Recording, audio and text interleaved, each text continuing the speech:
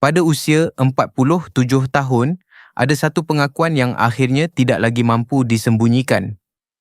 Faizal Tahir atau Ahmad Faizal bin Muhammad Tahir bukan sekadar penyanyi biasa. Sejak muncul sebagai naib juara One in a Million pada tahun 2006, beliau membina nama dengan gaya muzik yang berani, dari pop rock yang bertenaga hingga balada yang menyentuh jiwa.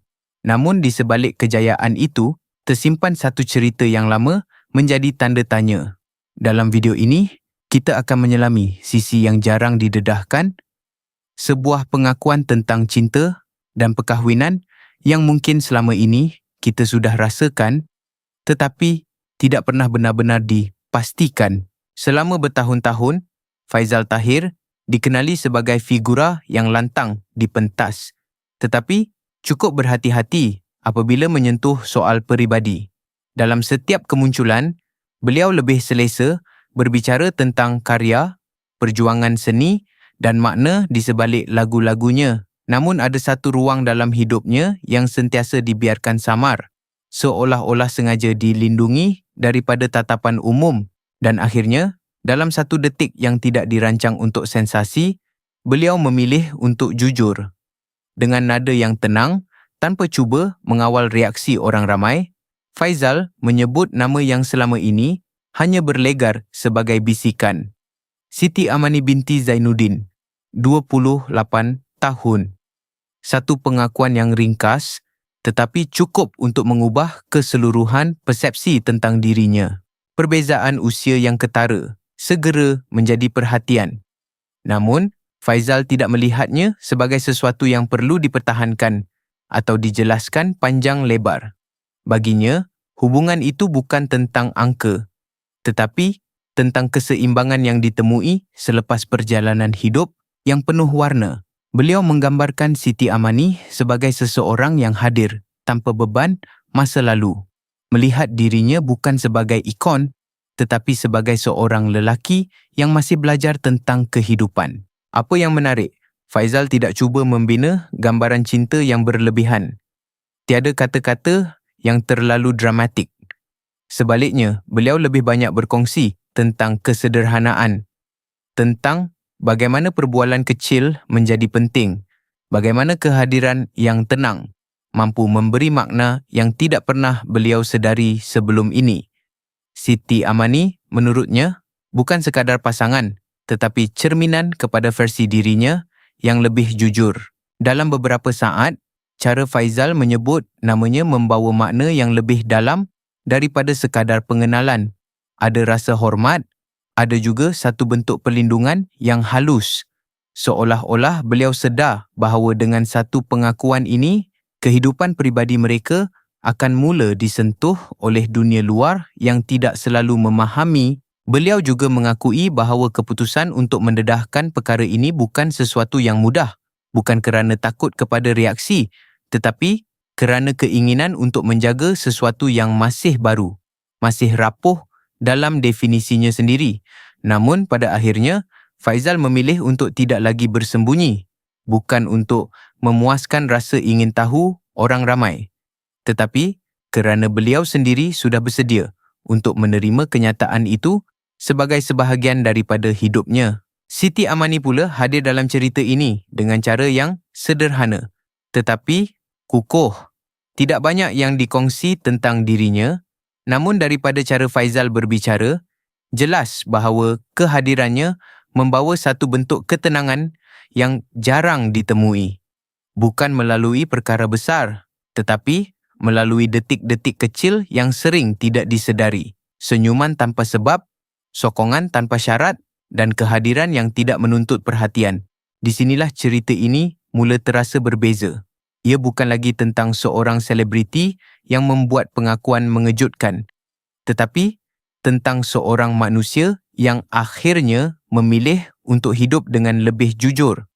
Faizal yang kita kenal di pentas mungkin penuh tenaga dan keberanian, tetapi di sebalik itu ada sisi yang lebih senyap, lebih dalam, yang kini mula terbuka sedikit demi sedikit.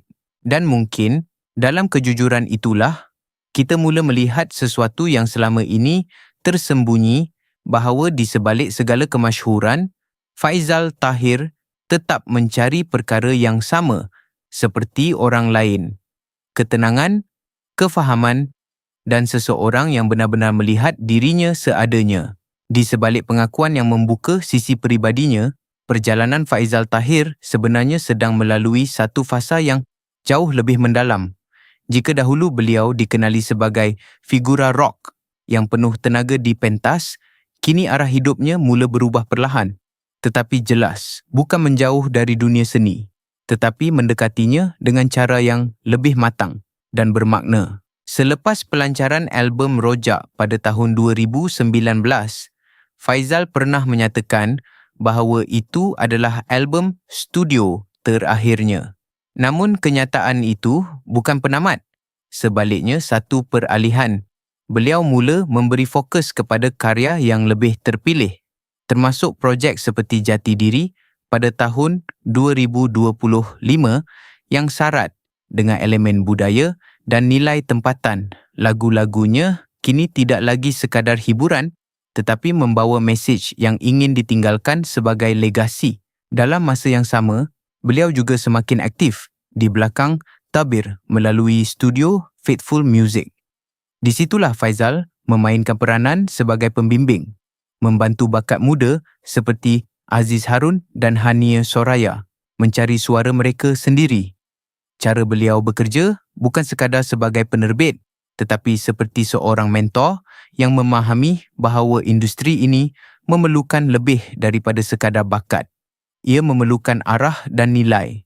Menariknya, pada tahun 2026, beliau mengejutkan ramai dengan kolaborasi bersama kumpulan legenda senario dalam lagu Bila Lagi Nak Jumpa. Gabungan antara muzik dan elemen hiburan tradisional itu menunjukkan bahawa Faizal masih berani bereksperimen tetapi dengan pendekatan yang lebih santai dan dekat dengan masyarakat. Namun jika ada satu perkara yang benar-benar mendefinisikan dirinya hari ini, ia adalah kerja-kerja kemanusiaan. Melalui organisasi IAM Faithment, Faizal banyak meluangkan masa untuk misi bantuan di dalam dan luar negara. Pada Februari 2026, beliau ke Aceh untuk membantu mangsa banjir, bukan sebagai selebriti, tetapi sebagai sukarelawan biasa menggunakan nama Ahmad. Dalam diam, beliau memilih untuk hadir tanpa publicity, melakukan kerja yang jarang mendapat perhatian tetapi memberi kesan besar kepada mereka yang memerlukan.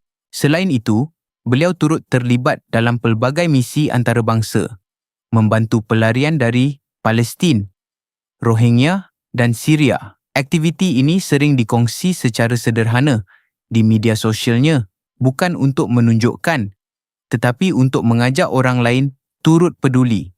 Di rumah, Faizal tetap seorang lelaki keluarga.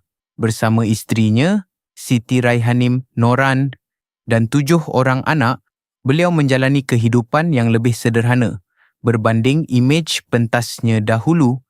Malah, beliau pernah berkongsi bahawa kini beliau lebih berhati-hati dalam memilih lagu, mengelakkan karya yang terlalu melankolik demi menghasilkan sesuatu yang boleh memberi inspirasi kepada anak-anaknya.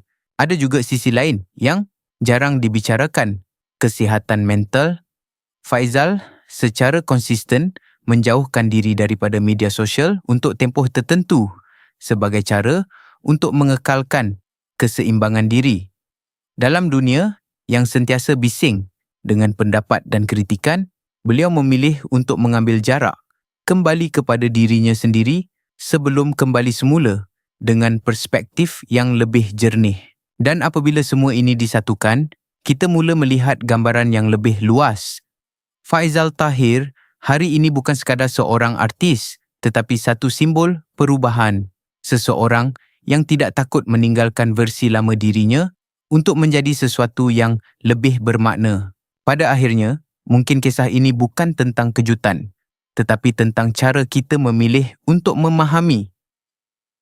Di sebalik segala yang telah dikongsi, Faizal Tahir tetap seorang manusia yang mencari ketenangan dalam hidupnya, dan di sisi Siti Amanih binti Zainuddin, wujud satu perjalanan baru yang masih perlahan dibina. dengan harapan dan keikhlasan yang tidak selalu dapat dilihat dari luar. Kita mungkin datang dengan pelbagai pandangan, tetapi ada sesuatu yang lebih besar daripada itu semua, iaitu empati. Memberi ruang untuk memahami tanpa tergesa-gesa menilai. Kerana setiap hubungan mempunyai cerita yang tidak kita lalui sendiri. Jika ada kebaikan yang boleh kita berikan, biarlah ia hadir dalam bentuk doa yang tulus dan sokongan yang sederhana. Semoga apa yang mereka bina ini dipenuhi dengan ketenangan, saling menghormati dan kebahagiaan yang sebenar. Kadang-kadang itulah yang paling penting, bukan bagaimana cerita itu bermula, tetapi bagaimana ia dijaga. Dan jika kisah ini menyentuh hati anda, walaupun sedikit, jangan biarkan ia berhenti di sini. Tekan butang like, kongsikan kepada mereka yang mungkin juga ingin memahami dengan lebih mendalam. Dan langgan channel ini supaya kita dapat terus berkongsi cerita-cerita yang bukan sekadar sensasi, tetapi penuh dengan nilai dan kemanusiaan.